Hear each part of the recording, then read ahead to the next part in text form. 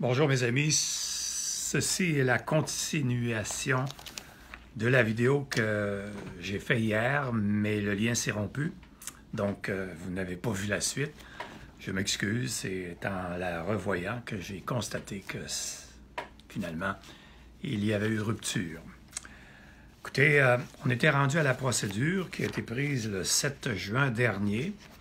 Procédure prise au nom de la Fondation pour la défense des droits et libertés du peuple, au nom des autres demandeurs, Stéphane Blais, au nom du docteur Mario Beauregard, au nom de Caroline Mayou et au nom de Jean Cazot. Donc, il y avait 5 demandeurs que vous pouvez identifier ici, contre le procureur général du Québec. Et à la page suivante, c'est contre la direction générale de la santé publique. C'est un document de plus de 75 pages. C'est beaucoup de choses. Ça a pris beaucoup de temps à faire ça. Brièvement, ça comporte l'examen d'une centaine de décrets. Qu'est-ce que c'est des décrets? C'est une loi, mais une loi gouvernementale, mais qui s'applique à tout le monde. Donc, chaque décret a 2, 3, 4 pages. C'est autorisé par le gouvernement. Ça devait être examiné. Et ensuite, il y a des arrêtés ministériels qui découlent des décrets. Il y en avait tout autant qui ont dû être examinés aussi. Donc, les décrets touchaient, exemple, la fermeture des régions. Donc, nous, on devait examiner si l'arrêté ministériel était conforme au décret, parce qu'il découle des décrets, si le décret est conforme à la loi sur la santé publique, puis si la loi sur la santé publique est conforme à la Constitution québécoise, et à la Constitution canadienne. Donc, avant de demander au juge de casser un décret, de l'annuler, il faut qu'on puisse plaider que le décret en question violait la loi ou la Constitution. Donc, c'est pas une affaire, c'est une centaine d'affaires. On en a choisi une cinquantaine de décrets environ, mais je vous assure que c'est un exercice absolument colossal qui devait être fait par les avocats de cabinet Guy Bertrand Inc. Et c'est pas Guy Bertrand tout seul, là, c'est moi, mais plusieurs autres. Donc, là, il fallait ensuite regarder, par exemple, pour pouvoir dire au gouvernement au procès, pourquoi vous avez fait un confinement pour la région du Saguenay-Lac-Saint-Jean ou du Bas-Saint-Laurent s'il n'y avait aucun cas de COVID? Est-ce que c'est pas là un cas abusif? Parce que nous, on devait plaider que violation des droits, la plupart des droits de la Charte ont été violés.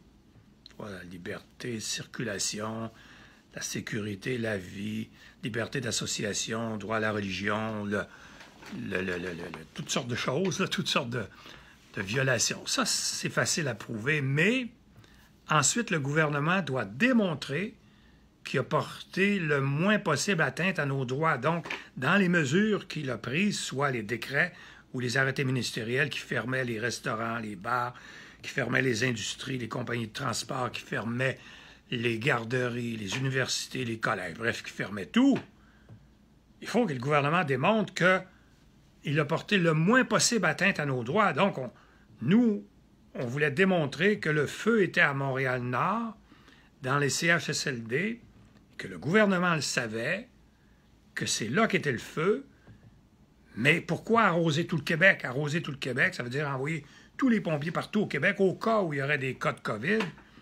Et c'est là qu'on a tué complètement l'industrie, qu'on a porté atteinte aux droits sociaux, aux droits économiques, aux droits financiers, et qu'on a causé des dommages terribles.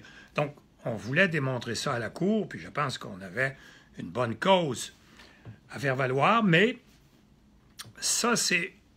Je vous ai parlé d'une région, mais il fallait faire l'exercice pour les 17 régions, parce que ça se peut que nous, on pense qu'on aurait dû fermer peut-être une région, la région de Montréal, mais laisser les autres régions libres et s'attaquer aux porteurs de la COVID et non pas fermer tout. Alors, il y a des pays qui ont agi comme ça, puis on aurait fait des comparatifs. Taïwan, la Corée du Sud, le Japon, l'Allemagne, certains pays, au lieu de tout fermer, ont suivi le porteur du virus. En Europe, on appelle ça le confinement à l'aveugle, ce qu'on a fait au Québec, comme on a fait en France, en Espagne, en Angleterre, dans plusieurs pays et aux États-Unis. On a fait le confinement à l'aveugle, c'est-à-dire qu'on ferme tout. On ne prend pas de risque au cas où il y a un cas à quelque part, on ferme tout. Également, on devait prouver par des experts que la COVID, moi je ne suis pas un expert du tout, là, je vous dis ce qu'il aurait fallu prouver, c'est que la COVID-19, c'est un virus qui n'est pas dans la catégorie de l'Ebola, de la peste noire ou de la grippe espagnole. On sait que l'Ebola, le virus est mortel pour tout le monde, du plus petit bébé jusqu'au vieillard. Tandis que, dès le mois de novembre, les Chinois savaient que ce virus-là attaque de façon mortelle, à 99% des cas, les personnes âgées qui souffrent déjà de d'autres maladies et d'autres personnes plus jeunes qui ont des troubles respiratoires ou pulmonaires, etc. Donc, c'était très, très localisé, mais c'est compliqué, là. Puis moi, il fallait qu'on lise beaucoup puis qu'on parle à des experts. Bref, tout ça pour vous montrer que c'est pas qu'une petite procédure. Quand il y a 5 demandeurs, ça veut dire qu'il y a 5 histoires différentes. Chaque demandeur devait expliquer en quoi la COVID a violé ses droits. Donc, M. Cazot, ex-journaliste pendant plus de 30 ans, avait sa propre histoire. Caroline Mayou avait sa propre histoire. Je ne vais pas vous la raconter, toutes les histoires, là, c'est public. Mais nous, le cabinet d'avocats Guy Bertrand Inc. et les avocats devaient rencontrer et parler à chacun des demandeurs pour connaître leur propre histoire et voir quel droit avait été violé, puis après ça, demander à la Cour de constater la violation, etc. Donc, c'est comme s'il y avait 6, c'est-à-dire 5 demandeurs, plutôt que de se prendre chacun leur avocat, ils ont mis leurs efforts ensemble pour avoir une seule procédure qui devait être présentée, pas la procédure a été déposée au mois de, je vous l'ai donné la date tantôt, le 7 juin, mais il n'y avait pas de date de fixée. Alors ça m'amène à corriger les faussetés qui ont été dites là, sur les médias.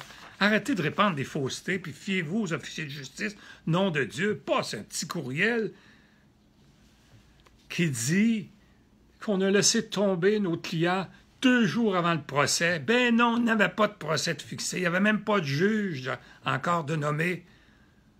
La rencontre qui a eu lieu mercredi, donc nous, on a donné l'avis de cesser d'occuper lundi, puis on a avisé le demandeur qui devait se présenter à une séance déjà fixée d'avance, une espèce d'appel du rôle, le protocole d'entente, où le juge rencontre les avocats, puis examine combien de temps va durer la cause, est-ce qu'il y a des experts, combien d'affidavits vous avez, est-ce qu'il va y avoir des interrogatoires avant qu'on se rende en cours, puis là, ensuite vient une autre séance où on détermine la date du procès. Bon, le procès n'aura pas eu lieu sûrement avant octobre, novembre, je pense, même si on avait essayé de l'avoir plus tôt. Alors, arrêtez de dire des faussetés. Ah, c'est pas drôle. Ils ont laissé traite à la nation. Ils ont laissé tomber ses clients. Mais non, je serais rayé du barreau si on avait fait ça. Pourquoi vous dites des conneries de même? C'est pas possible. Alors, c'est comme ça. Et plus que ça, mercredi, Dominique Bertrand, associé du cabinet Guy Bertrand Inc., directrice générale, s'est rendu à la Cour, même si on n'était plus l'avocat des demandeurs. Elle s'est rendue à la Cour quand même pour dire au juge qu'on cessait d'occuper, pour s'assurer que tout se ferait dans l'ordre, et un des demandeurs était présent.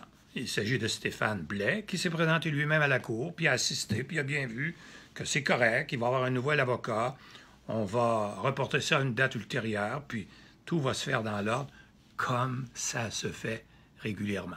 Je vous reviens bientôt pour une autre séance, et en espérant que d'ici là, vous ne serez pas trop impatient.